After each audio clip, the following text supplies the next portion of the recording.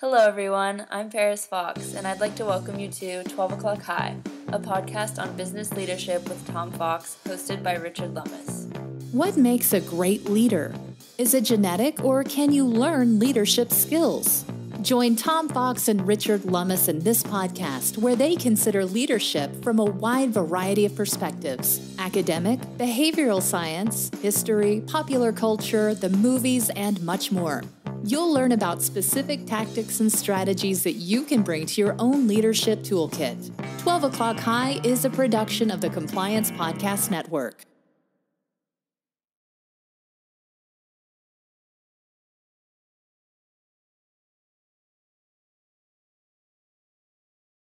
During the first year of his presidency, the cabinet, which is a group not explicitly in the Constitution, consisted of the Secretary of State, Thomas Jefferson, Secretary of the Treasury, Alexander Hamilton, Secretary of War, Henry Knox, and Attorney General Edmund Randolph. Not a group of shrinking violets,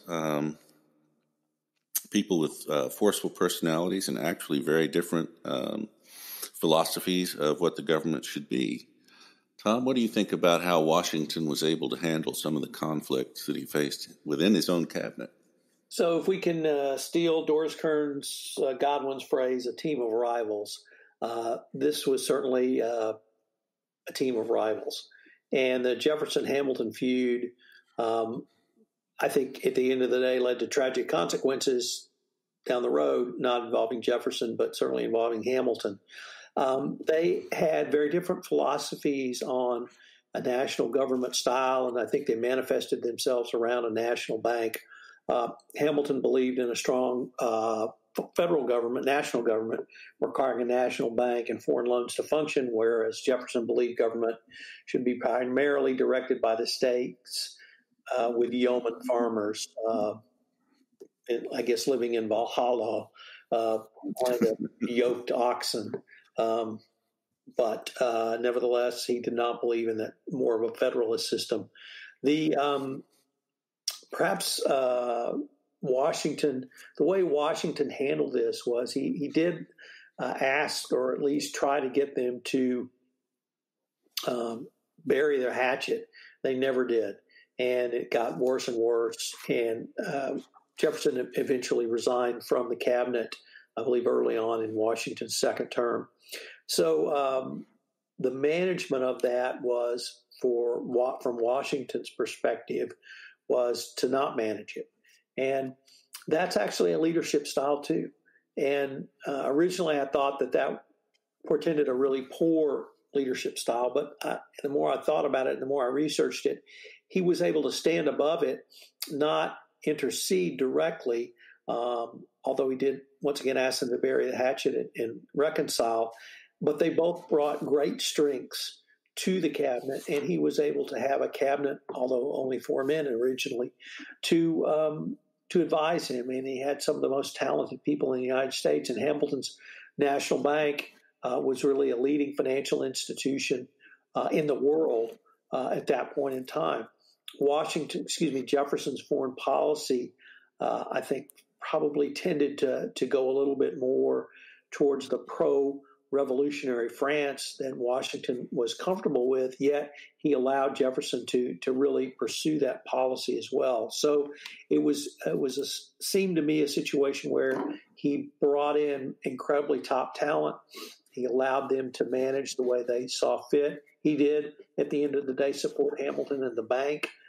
I think having a central bank's a good thing. So in my mind, that's something that was positive. It was certainly cutting edge economic theory and policy in the 1790s. So I thought that was something positive as well. And here I always thought you were a Jacksonian populist. One of the things that I think he did miss a trick on was he basically didn't talk to John Adams, his vice president. The role of vice president has changed over the years. For the initial phase, it was simply the runner-up for president, which I guess since Washington was unanimous, I'm not sure how they picked Adams, but maybe it was just a separate ballot. I'd have to look that up. But he never attended a single cabinet meeting. And I think Adams could be prickly, but I think his advice might have been helpful. You can drop the Adams might be or Adams could be. But you're absolutely right. John Adams was one of the great thinkers of the founding fathers, perhaps more comfortable as a theorist, yet he had been governor of Massachusetts, so he had actual experience running a government. The biography of Adams that David McCullough wrote was just, I thought, stunning, and that's a different subject for a different podcast. So it was perhaps an opportunity lost as well. I guess some of the other things that happened during his terms, I guess one of the most famous was the Whiskey Rebellion, which he handled with consummate skill. The more you look into it, the more it appears to have been just this total comedy of errors. The setting was the federal government needed money, in part because of Alexander Hamilton's proposal that the government take over the state's debt as well as its own, or the Confederation's debt. And one of the ways he proposed to do that was an excise tax on whiskey. At the time, the farmers in Pennsylvania and the Ohio River Valley had no way to get corn to market because of poor roads. And so they tended to turn it into whiskey. And the government was going to charge them 9 cents a gallon in taxes, and they would only accept cash as payment, which in the rural parts of the country, cash was kind of sparse. So the farmers tended to refuse to pay. There were several instances where they would tar and feather the tax collectors. There were several attacks on tax collectors. They burned down houses and so forth. And then they eventually threatened to attack Pittsburgh.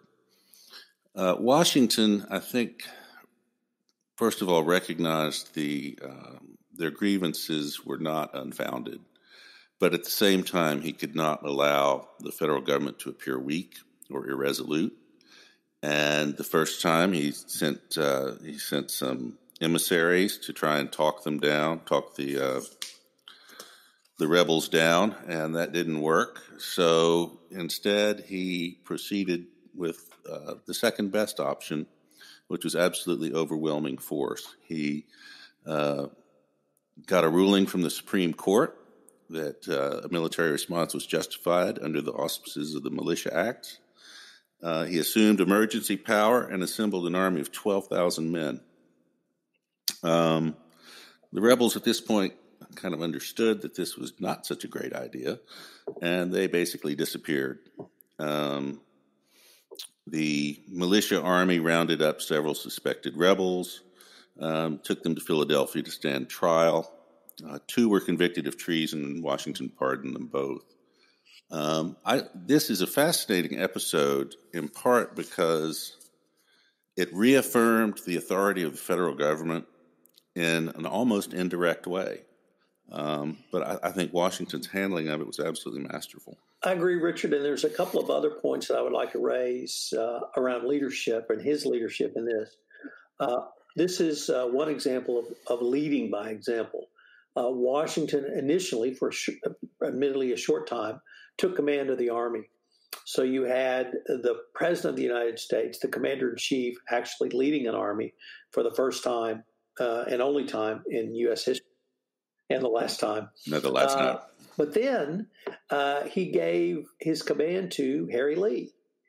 We've talked about Harry Lee in a prior podcast, and Harry Lee had been removed from command during the Revolutionary War after the Battle of Monmouth in New Jersey. And so Lee had a somewhat distinguished political career between the Revolutionary War and Washington becoming president. He had actually been a president of the United States during the Articles of Confederation. So, but Washington,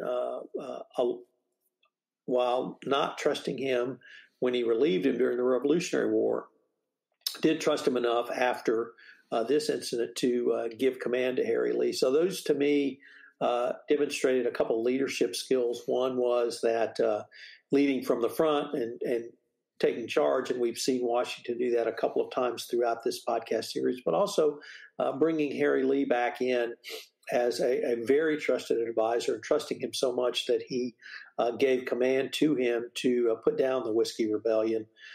Your couple of your points, the way he handled it in terms of preparing the country for it, laying a foundation, not just jumping up, calling up the militia and leading them out, laying down a legal foundation, and also at the end, when he pardoned those who were convicted and subject to execution, I thought showed great leadership as well. A minor footnote was that the excise tax was not repealed until Thomas Jefferson was president, and it was probably a slap at Hamilton, since it was Hamilton's policy that had enacted it.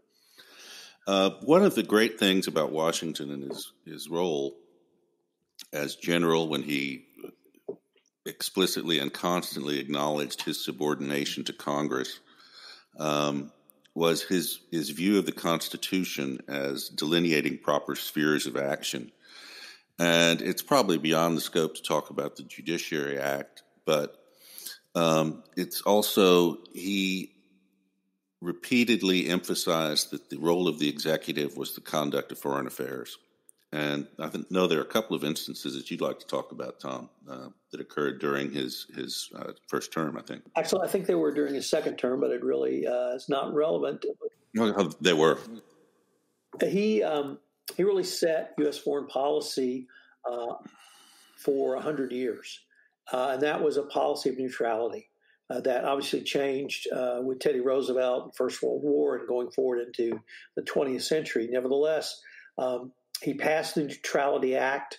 There was a great, event during this time around someone called Citizen Genet. And Citizen Genet was the representative of the French revolutionary government, who was the French minister to the United States. Unfortunately for Citizen Genet, he tried to set up a series of revolutionary clubs and councils in the United States to generate propaganda for the French revolutionary government. And Washington viewed this as antithetical to being a true neutral and had him recalled over this affair. The flip side, though, is the John Jay Treaty. And people call it the John Jay Treaty. It was a treaty that set our relationship with the United Kingdom for many years forward, and at least until the War of 1812. Jay is generally vilified for signing this treaty, but it was Washington who approved it. And the Senate approved it. Washington approved it as well. And Washington realized the need that they had to have a treaty in place with Britain. Britain was the greatest power in the world at this time, and he swallowed what he thought were some less than favorable positions to get a treaty done. And I think that's the mark of a great politician, when he gets the best deal he can.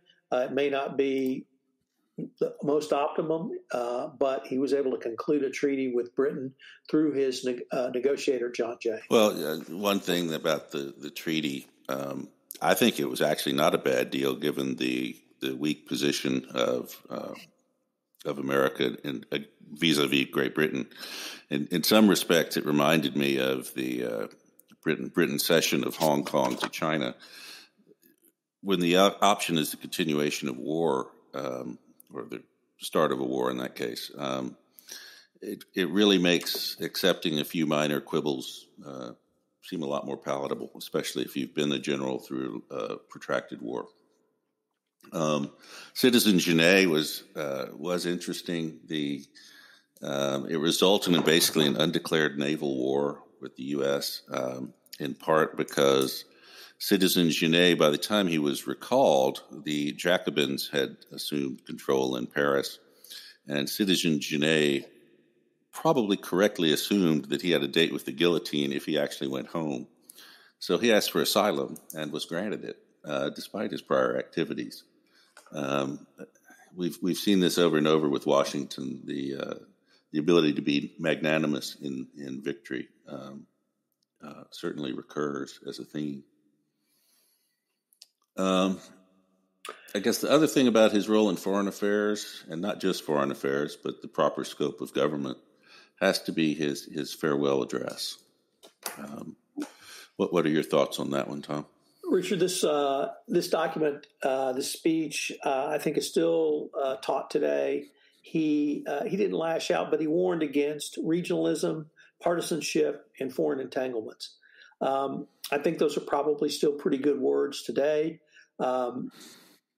Never get in a land war in Asia might be a direct antecedent. At least you may never want to get in a five-sided battle that's been going on for 2,000 years in the Middle East. It was, I thought, a great end to his term. He showed clarity of purpose with this speech, which is also a trait of leadership. We talked about his leading by example and from the front in terms of the Whiskey Rebellion. The third point I'd like to raise is he focused on the work, not the prize. He answered the call to be the first president of the United States. Many believe the office was designed specifically for him. He, the person that went to offer him the position after he was elected from the representative from the Congress, was still not sure he would take it.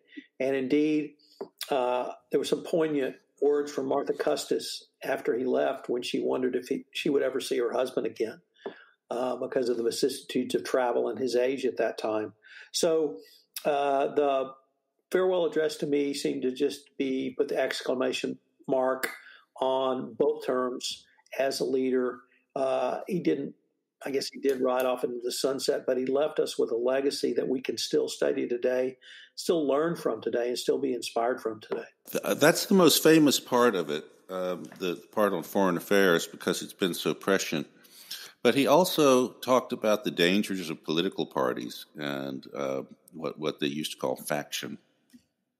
And I think that has also turned out to be remarkably prescient if ignored.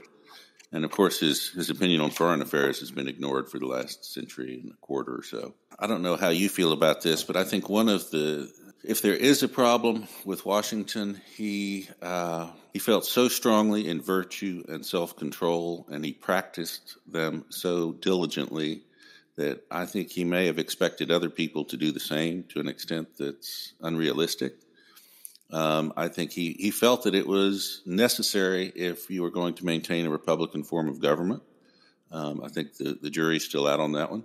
I think it's interesting that he made that case over and over again. Maybe if I could take that and twist it a quarter turn, Richard, because you're absolutely right. I think he did expect in many ways others to a standard that he held himself to, even if it was more difficult for them to do so, but he also treated others with utmost respect. Most notably, I would suppose, during his military career when he treated the lowest private with dignity, but he afforded respect of visiting dignitaries from the Continental Congress when they came to see him. He respected individuals who came to the White House, as was their right and their actions at that time, to actually petition to the government. He treated service personnel, subordinates, people with that level of respect, even if he did hold many of the senior leaders to a higher standard. And that's something I think can also be the mark of a great leader as well. Well, I think that's a fair correction. But certainly I think as a leader, the holding yourself to a high standard is a good practice. The requiring it in others, certainly in a military context, is probably very important, especially with respect to, say, courage and treatment of the troops. But yeah, all in all, he's just a remarkable man. There are a couple more biographies of him that I still have to read, and I guess I need to put them on top of my stack again. Well, Richard, I found this just to be a fascinating series. as with most of the work we've done together or podcasts we've done together, the research has been a large part of the fun, but being able to discuss this with you and really highlight some of the things that we've seen that perhaps we wish were in play today has been equally enjoyable. I agree. And this one has, as usual, been full of some surprises, most of them pleasant, but all of them interesting. For now, this is Richard Lummis and Tom Fox signing off for 12 O'Clock High. We hope you'll listen in next time. This is Tom Fox. I hope you have enjoyed this special 4-part podcast series Richard and I did on George Washington as much as we enjoyed researching it and bringing it to you. I hope that you will rate our podcast on iTunes if you've listened to it on that format. 12 O'Clock High, a podcast on business leadership, is a production of the Compliance Podcast Network and a proud member of C-Suite Radio. I hope you will join us again next week for another episode.